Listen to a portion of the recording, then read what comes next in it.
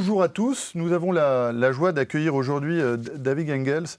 David, merci beaucoup d'avoir accepté de venir présenter votre nouveau livre qui vient de sortir dans toutes les bonnes librairies.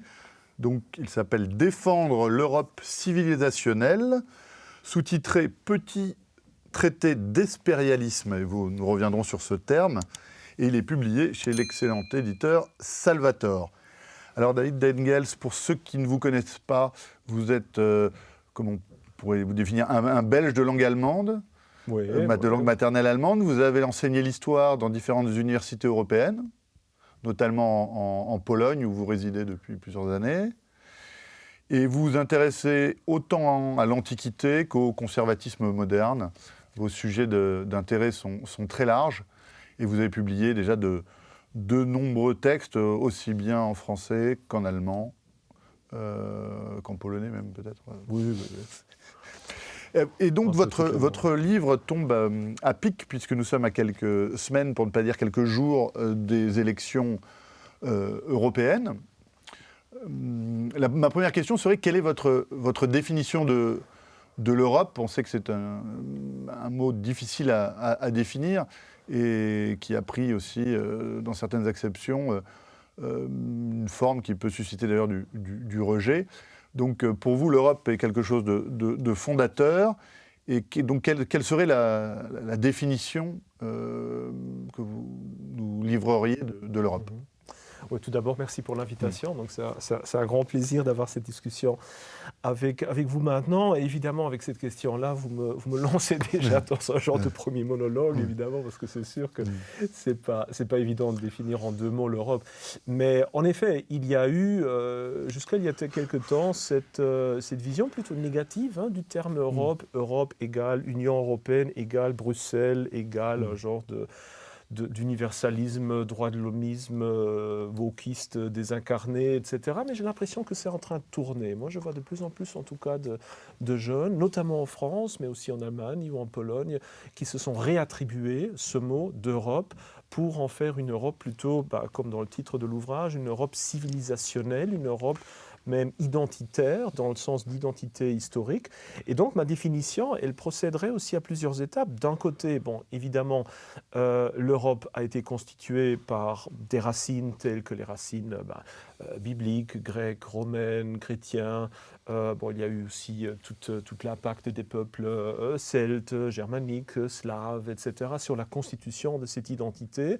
Mais pour moi, l'Europe, proprement dite, commence après la fin des grandes migrations, avec la restitution impériale de Charlemagne, avec la récréation de l'Église chrétienne en Occident, avec ce grand projet de restitution impériale. Pour moi, c'est ça le véritablement début d'une Europe, une Europe que je définis dans son identité profonde, surtout de manière psychologique. Pour moi, le mot-clé là-dedans, c'est ce que, d'ailleurs, dès le 19e siècle, on appelle souvent la pulsion faustienne. C'est-à-dire, c'est cette volonté typiquement européenne de vouloir être en quête de quelque chose qui est derrière l'horizon, en quête de quelque chose qu'on ne peut jamais vraiment atteindre, en quête d'une transcendance, d'une vérité qui est juste derrière l'horizon, et donc une quête qui est fondamentalement aussi d'une envergure assez monumentale, qui est souvent aussi démesurée. Je crois que la démesure, en bien comme en mal, est quelque chose d'assez typiquement européen. Et c'est quelque chose qu'on ne trouve pas dans les autres civilisations. Les Chinois, les Indiens, les musulmans, ils ont tous leur archétype, si on veut, psychologique. Mais cette pulsion, cette quête faustienne, en bien comme en mal, je crois, est vraiment typiquement pour notre identité. Donc, si on demanderait de définir vraiment en deux mots ce que ça signifie d'être européen, d'être un homme européen, je dirais que c'est d'être un homme faustien. En bien, en mal. Il y a moralement, évidemment, un grand problème, cette quête faustienne, cette démesure. Tant que dans une première phase de notre histoire, elle est orientée vers la transcendance, vers une certaine intériorité, vers une volonté de quête de Dieu. C'est évidemment quelque chose d'éminemment admirable. À partir du moment où ça tourne plutôt vers la matière, vers l'expansion, vers la technologie, on a évidemment tous les tares aussi qui accompagnent. Mais il faut le dire, la splendeur intérieure de la cathédrale gothique et la démesure inhumaine du gratte-ciel sont tous les deux des expressions finalement d'un même archétype typiquement européen. Alors, il y a 30 ans, Rémi Brague publiait son livre « Europe, la voie romaine ». Est-ce que cet ouvrage a compté pour vous? Et est-ce que, par exemple, la pensée européenne d'un Rémi Brague, comme philosophe conservateur français, a marqué vos lectures de ces dernières années? C'est-à-dire, moi, j'ai une lecture fort hétéroclite, il faut dire. Malheureusement, parfois, je me dis... et donc, à la limite, je passe plus mon temps à lire des grands classiques chinois ou indiens ou musulmans que vraiment beaucoup de littérature moderne. J'avoue, c'est peut-être un problème aussi partiellement. Mais si maintenant... Et bon, évidemment, Rémi Brague est un très grand nom que j'estime beaucoup. Je me souviens toujours encore de la conférence invitée aussi à l'Académie de France que j'avais fait l'Institut de France que j'avais fait il y a je crois l'année dernière ou il y a deux ans. Donc forcément, sa pensée compte pour beaucoup, pour moi, mais je vois quand même une scission fondamentale entre l'Antiquité et l'Europe. Et donc, évidemment, Rome, en tant qu'idée, en tant qu'archétype, en tant qu'idée impériale, légale, etc., est une des racines importantes pour notre identité, mais j'ai l'impression qu'il y a quelque chose de nouveau qui commence après la migration des peuples. Et je dois dire qu'en tant qu'historien de l'Antiquité, ancien titulaire même d'une chaire universitaire d'histoire romaine, j'en tire la conclusion que Rome est quelque chose qui, au fond, nous est très étrangère. C'est une autre civilisation que nous croyons connaître mieux parce que toute notre civilisation s'est imprégnée d'une tentative d'interprétation de l'Antiquité romaine, mais quand on met de côté souvent cette réinterprétation, souvent même abusive de l'Antiquité, si on se lance uniquement dans les textes, quand on lit Platon, et quand on compare lecture de Platon à une lecture de Lao Tse en Chine, au fond, les deux civilisations nous sont assez étrangères. C'est pour ça que moi, j'ai parfois aussi certains problèmes avec l'idée de longue histoire qui essaye de réancrer l'Europe dans un passé millénaire. Ce sont des racines de notre civilisation, mais ce n'est pas le vrai début. Alors, donc votre livre, comme je le disais, est sous-titré « Petit traité d'espérialisme ». Pourriez-vous définir ce terme pour nos auditeurs, nos spectateurs, qui ne sont pas forcément familiers de ce terme? Et pour cause, pourrait-on dire, vu que c'est un néologisme que j'ai lancé il y a quand même déjà quelques années. En fait, en 2019, j'avais lancé un colloque en Pologne justement sur cette question-là, qui a donné naissance à un ouvrage qui s'appelle Renovatio Europa, et publié aussi en français chez Le Cerf notamment en 2020, je crois. Et c'est un peu là que j'avais déjà lancé cette idée d'espérialisme, parce que j'étais en quête d'un mot nouveau, neutre, pour exprimer un patriotisme européen, non, mais un patriotisme conservateur, donc pas universaliste, européiste, mais justement basé sur notre identité. Donc je n'ai pas voulu utiliser un mot comme occidentalisme, fort associé à l'OTAN, peut-être aux États-Unis. Européisme, c'est fort associé évidemment à l'Union européenne, etc. Donc l'idée d'espérialisme me plaisait assez bien.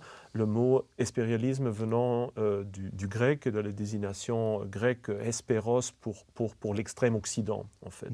Et donc pour moi, ça semble assez bien refléter justement cette quête typique de l'homme européen, de ce qu'il y a derrière l'horizon, qui l'a poussé à idéaliser les îles des Hespérides, d'Avalon, d'Utopia, la découverte du Nouveau Monde, même le Valinor de Tolkien. Toute cette quête, toute cette nostalgie de quelque chose d'inatteignable me semblait assez bien reflétée par ce mot d'espérialisme, qui en gros peut être défini comme un patriotisme européen, mais conservateur, historique, identitaire. Donc cette quête de la transcendance, est-ce qu'elle n'implique pas aussi une différence entre l'Europe telle qu'elle était pensée par Robert Schuman et celle qui a pu être pensée à la même époque par Jean Monnet? Et est-ce que vous faites vous-même une différence alors qu'on associe souvent ces deux personnages pour évoquer l'Europe contemporaine ou l'Union européenne? Oui, c'est sûr que surtout avec Schuman, on est dans des pères fondateurs d'inspiration chrétienne, d'inspiration civilisationnelle, évidemment, du projet européen. Or, c'est une approche qui a disparu de plus en plus ces dernières années. Ce qu'on a aujourd'hui à Bruxelles, c'est une Europe totalement désincarnée, qui a honte de son passé, de son identité, qui a même réussi à faire virer toute allusion à la longue histoire européenne, d'abord du projet de constitution, puis des valeurs du traité de Lisbonne. Donc c'est une Europe actuelle qui, de fait, s'oppose à sa propre identité, essaye même de nuire à cette identité. On pourrait dire que l'Union européenne, ou plutôt l'idéologie qui actuellement domine les instruments et les institutions de l'Union européenne, est presque pire ennemi de l'Europe historique. Bon, évidemment, le problème ne remonte pas seulement il y a 50 ou 60 ans. Quand on se met, une fois de plus, dans la longue durée, on voit que toute une série des problèmes auxquels on est confronté aujourd'hui ne datent pas juste de l'après-guerre, ne datent même pas de l'entre-deux-guerres, ne datent même pas de 1789. Ce sont des choses qui sont déjà ancrées parfois dans la pensée médiévale, mais à qui il a fallu des siècles pour se manifester de plus en plus. Et c'est évidemment surtout à partir de 1500 qu'on voit cette quête, ou d'abord cette pensée très unicitaire d'une Europe qui est unie politiquement par l'idée du Saint-Empire, qui est unie d'un point de vue religieux évidemment par la papauté romaine, qui est unie linguistiquement par l'utilisation du latin, éclatée dans des États-nations, dans des différentes confessions, dans des langues régionales qui émergent.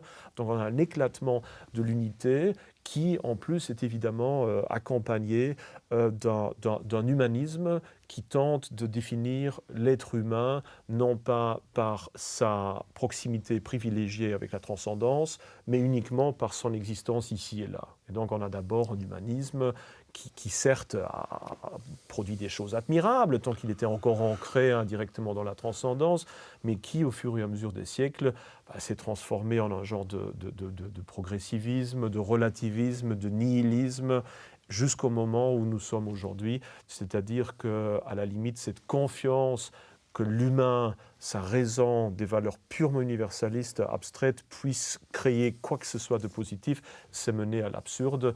Et là, on est arrivé au woke d'aujourd'hui. Et je crois que là, on est bientôt en bas, si on veut, de la pente. Et donc, j'ai un espoir qu'une fois qu'on arrive à ça, que le chemin sera prêt pour une redécouverte de notre tradition. Oui, parce que votre livre mélange à la fois une espérance dans une renaissance de l'Europe que vous venez de nous décrire, et en même temps un pessimisme qu'on retrouve dans la conclusion notamment, un pessimisme sur l'avenir à court terme de ce qu'est devenue la civilisation européenne. C'est-à-dire, je reste fondamentalement pessimiste, car je suis déterministe historique, si on veut. Je suis fort influencé par la pensée d'Oswald Spengler. Donc je crois aussi que les civilisations sont mortelles, que les cycles des grandes civilisations, en gros, sont prédéterminés par certaines lois, que j'ai tenté de décrire dans toute une série d'autres livres. Et donc l'Europe n'y fait pas exception. Et c'est assez clair que si on adopte, comme moi je tente de le faire, non pas seulement pour l'Europe, mais aussi pour les autres civilisations, une lecture à la fois morphologique et un peu dialectique de compréhension d'un cycle civilisationnel en un genre de thèse ancrée dans la transcendance, d'antithèse de plus en plus ancrée dans le matérialisme, eh bien on a à la fin une courte phase, si on veut, de synthèse, de retour conscient à la tradition, mais ce n'est pas un véritable renouveau. C'est-à-dire, pour moi, je ne pense pas les civilisations en cycle qui se répètent où après la fin, on a un renouveau. Non, la synthèse d'une civilisation, et je crois qu'on s'en approche, est le point final. Le point final qui, néanmoins, avec les derniers mots, donne sens à l'entièreté du texte, qui le réinterprète, si on veut, qui lui donne un sens, mais qui est aussi sa clôture. Et c'est évidemment nécessaire. Chaque phrase a besoin d'une fin pour qu'on comprenne de quoi il s'agit. Il y a besoin d'un point final. Et c'est ça qui complète une civilisation et qui lui permet évidemment de se constituer, du moins rétrospectivement, une identité canonisée qu'elle peut transférer à d'autres civilisations. C'est un peu ça, ce moment-là, qui, à mon avis, est en train de s'approcher tout doucement. D'ailleurs, parmi beaucoup de jeunes, je vois cette volonté d'un retour vraiment rationnel à la tradition, un réancrage, un réenracinement des amours par rapport à prétendu humanisme, universalisme, etc. Mais je ne crois pas que c'est un moment de vrai renouveau. Donc je suis à la fois pessimiste parce que cette civilisation européenne, elle est mortelle, elle va rentrer après cette phase-là dans un genre de pétrification, de fossilisation tel que l'Empire romain, mais néanmoins, on a besoin de cette phase-là pour de nouveau réinterpréter et donner un sens rétrospectif à notre civilisation et surtout la conserver pour les siècles à venir et la transmettre à d'autres civilisations dans le futur. Donc c'est un moment très important, mais que je vois donc avec, comme vous l'avez dit, avec des sentiments un peu mélangés. Donc d'un côté, il y a une attente positive, d'un autre côté, je ne me fais aucune illusion que ce sera le point final. Alors on a aujourd'hui en France un président de la République, Emmanuel Macron, qui affecte de beaucoup parler d'Europe.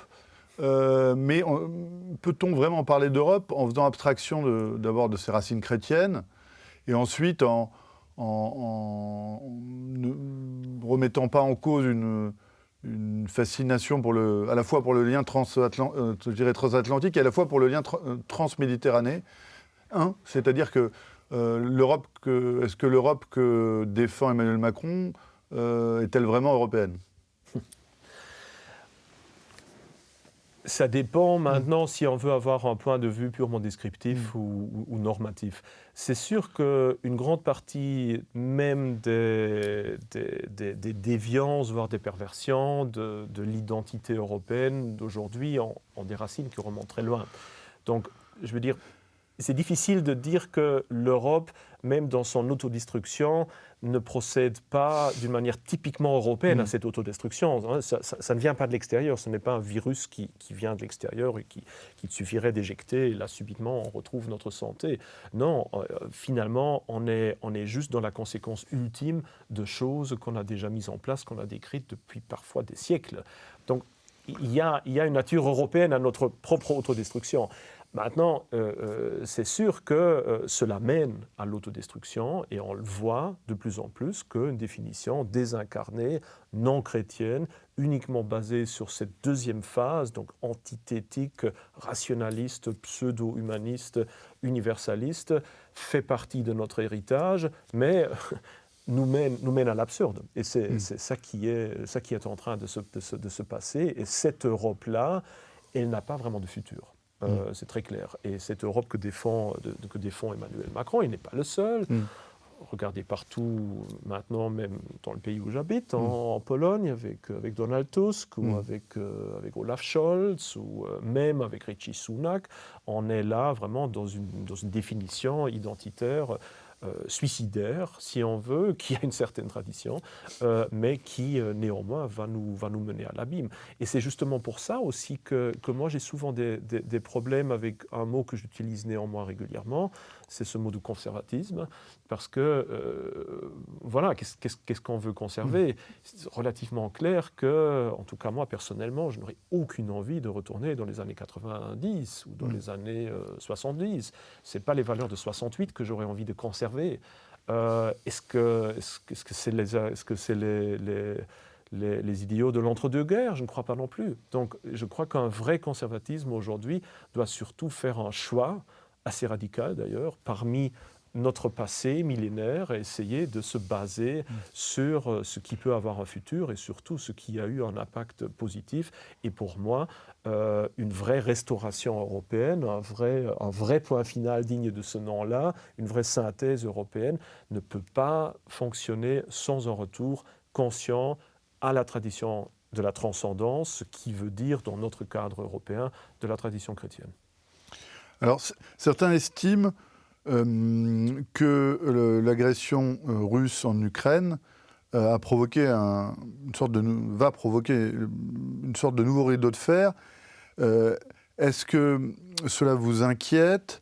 Et est-ce que finalement vous êtes plutôt l'adepte d'une Europe qui irait, comme disait le général de Gaulle, de l'Atlantique à l'Oural, ou alors d'une Europe qui aurait digéré et accepté la rupture des deux empires au 5e et au 6e siècle, entre l'Empire romain d'Orient et l'Empire romain d'Occident?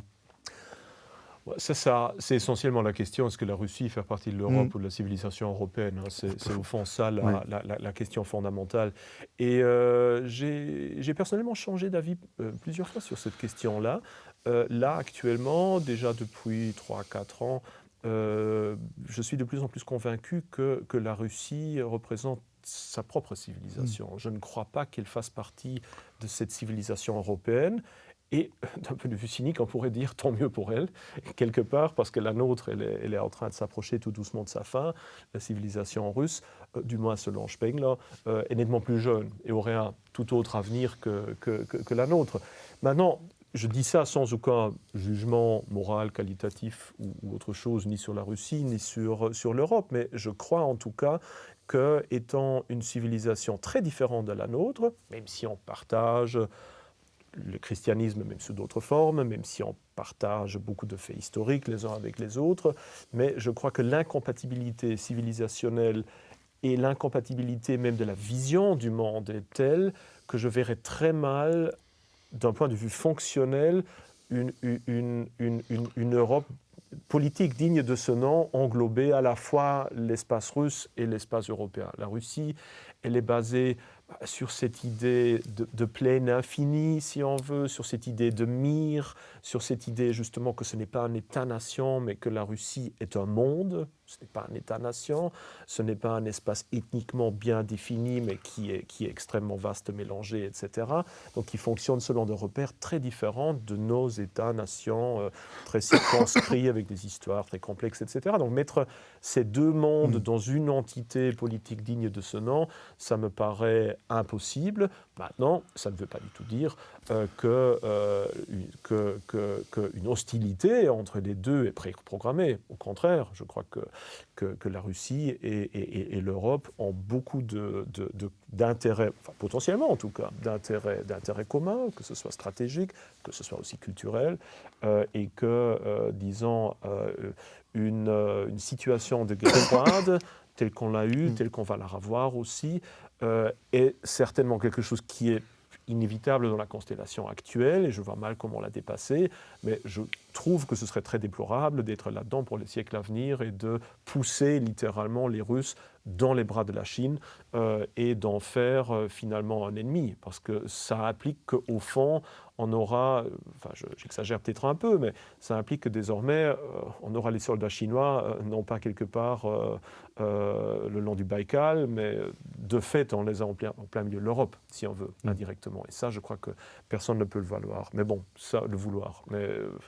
détricoter ce conflit-là, je crois, est uniquement possible si on a une Europe forte, qui est capable de parler d'une voix, qui est capable de défendre ses intérêts à l'extérieur et pas juste museler ses propres peuples dans cette approche très liberticide de l'Europe actuelle.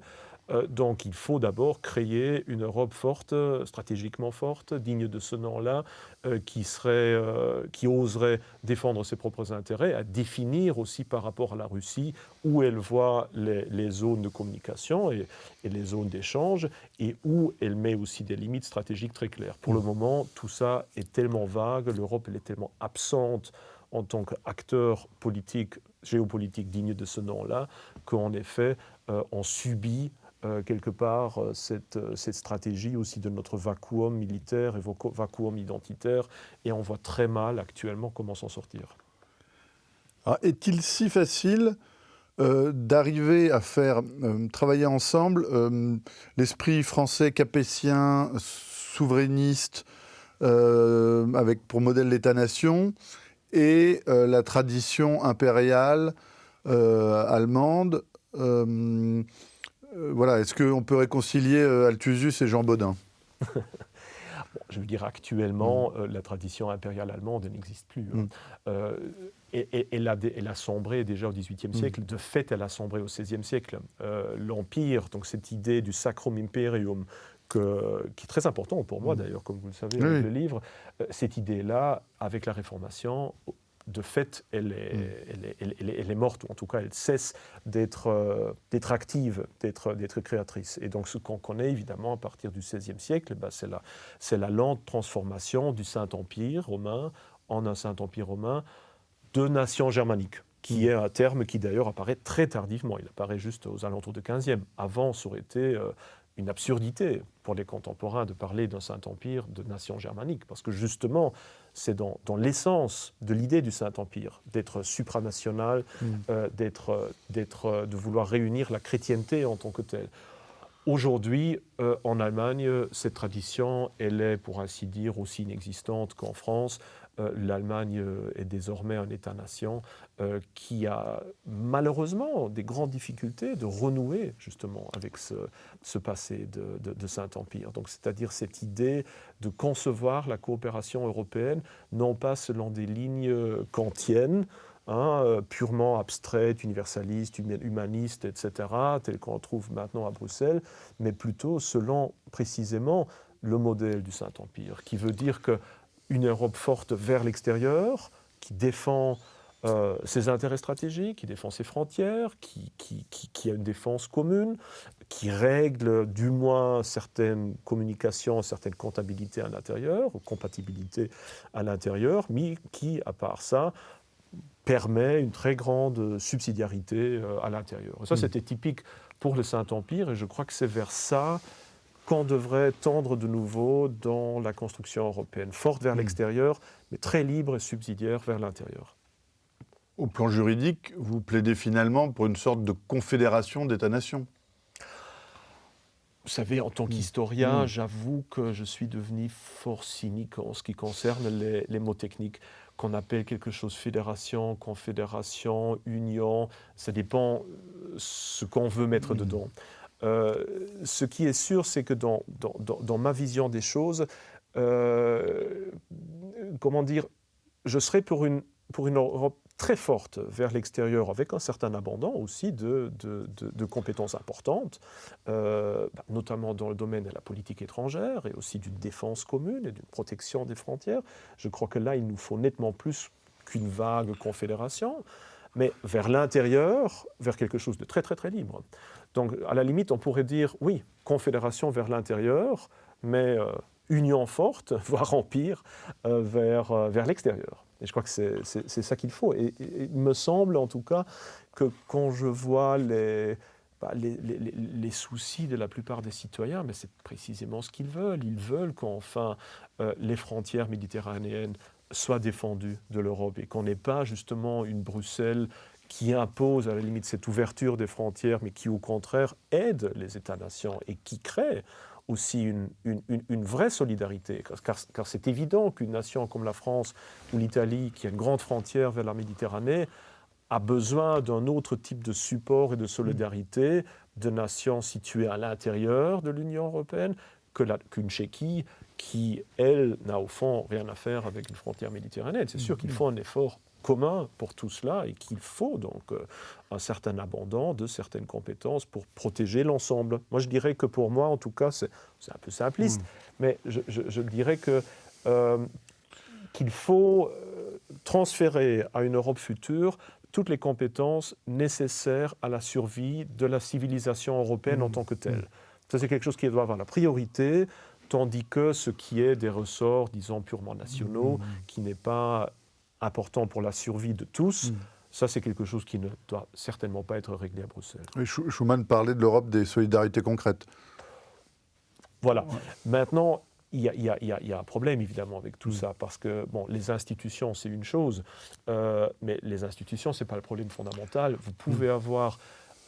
et pas seulement dans l'Union européenne, enfin, chaque auditeur connaît, s'il travaille, s'il s'engage dans des petites sociétés, dans des quoi que ce soit comme groupe finalement entre êtres humains, vous pouvez avoir des statuts extrêmement mal faits, mais à partir du moment où vous avez tous le même idéal, que vous avez des gens qui sont fonctionnels, qui sont efficaces, etc., même si les statuts sont nuls, on peut faire du très bon travail. Et d'un autre côté, vous pouvez avoir des statuts admirables, mais si vous avez des gens qui se détestent mutuellement, ça va mener la chose à l'abîme. Donc le problème, ce ne sont pas nécessairement les institutions européennes. L'important, c'est l'esprit qui les anime, c'est la politique culturelle, c'est la création d'une vraie identité européenne qui est justement pas une identité européiste, mais qui est une identité véritablement historique, patriotique, traditionnaliste, dans le meilleur des sens. Et je crois que c'est surtout là-dessus qu'il faut œuvrer. À partir du moment où on peut assurer qu'à la fois les élites politiques, ou en tout cas ceux qui importent, et les citoyens ont compris ou ont de nouveau embrassé cette identité qui existe, mais qui est mise de côté, voire bannie ou honnie ou discréditée par l'Union européenne, une fois qu'on retrouvera ça, beaucoup de choses deviendront très logiques et les mêmes institutions européennes qui actuellement peuvent être des instruments de déconstruction de notre identité, les mêmes institutions pourraient devenir des instruments très intéressants de reconstruction de cette identité-là. Et je crois que ça, c'est quelque chose que, malheureusement, beaucoup de personnes, surtout dans le domaine de la droite politique, quelque part, ne voient pas que ce n'est pas nécessairement les institutions. D'ailleurs, on l'a bien vu avec le Brexit. Le fait qu'une nation sorte de l'Union européenne, au fond, qu'est-ce que ça a changé au Royaume-Uni? Économiquement, ça ne va pas fondamentalement mieux ni moins bien, donc en gros c'est la même chose. Et d'un point de vue culturel, le problème de migration de masse est exactement le problème. Le problème de la culture woke est pire que jamais.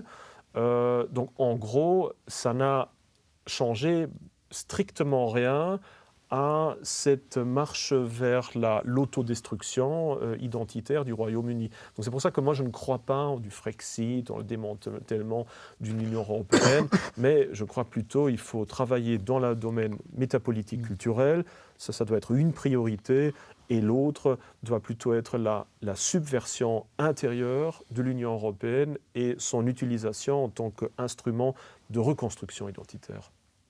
Écoutez, ça a le mérite d'être très clair, et donc je ne peux que renvoyer les lecteurs à votre nouveau livre de David Engels, donc « Défendre l'Europe civilisationnelle », petit traité d'espérialisme, et merci encore d'être venu présenter ce livre aux téléspectateurs d'Omerta.